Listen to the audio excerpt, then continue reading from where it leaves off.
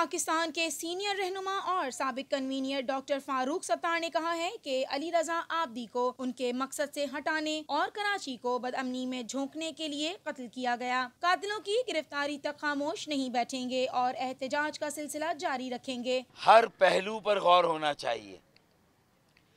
किसी बेगुनाह को पकड़कर ज़बरदस्ती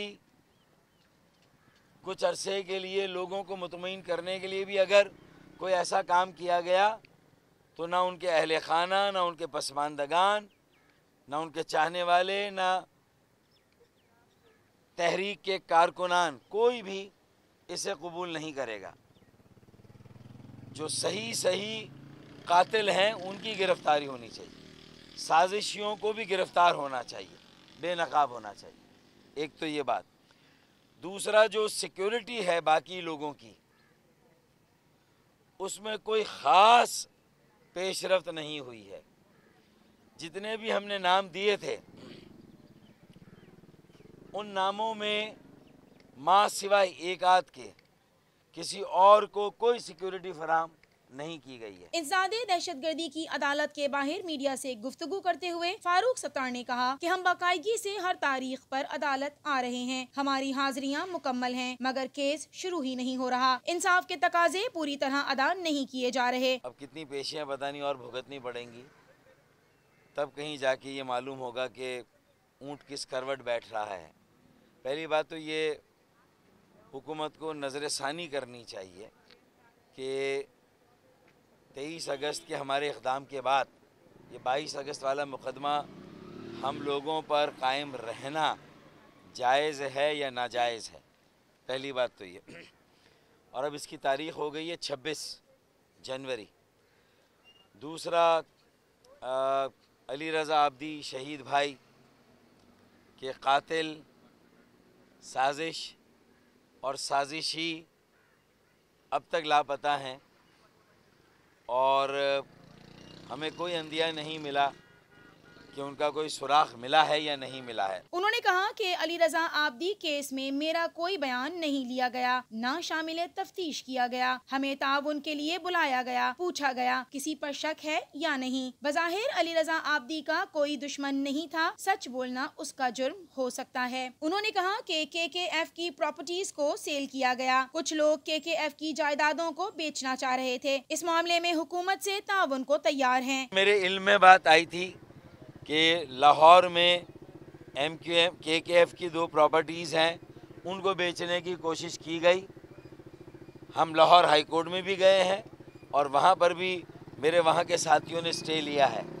अब ये कौन बेचना चाहता है, मैं समझता हूँ कि दुनिया जानती है कि इससे पहले भी पार्टी को किसने बेचा, पार्टी का किसने सौदा किया और पार्टी को किसने नुकसान पहुँचाया। मैं समझता हूं कि लोग इसको जानते हैं। मुझे किसी की तरफ उंगली उठाने की इस मामले में भी ज़रूरत नहीं, कारकुनान भी जानते। इसीलिए मैंने कहा है कि अब पार्टी में इंट्रा पार्टी इलेक्शन होना चाहिए। KKF की जायदाद की नीलामी की इजाज़त नहीं देंगे। मैं इस बात के हक़ में हूँ, इस बात का मैं कायल हूँ और मेरे इल्म में ये बात आई थी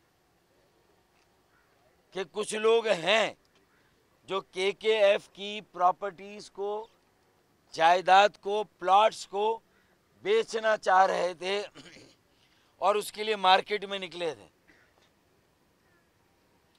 तो बिल्कुल मैं इस सिलसिले में हुकूमत के साथ, मेरे साथी और हम सब मुकम्मल ताउन करने के लिए तैयार हैं। ये MQM के शुहदा का हक़ है इन जायदादों पर, इन प्लाट्स पर।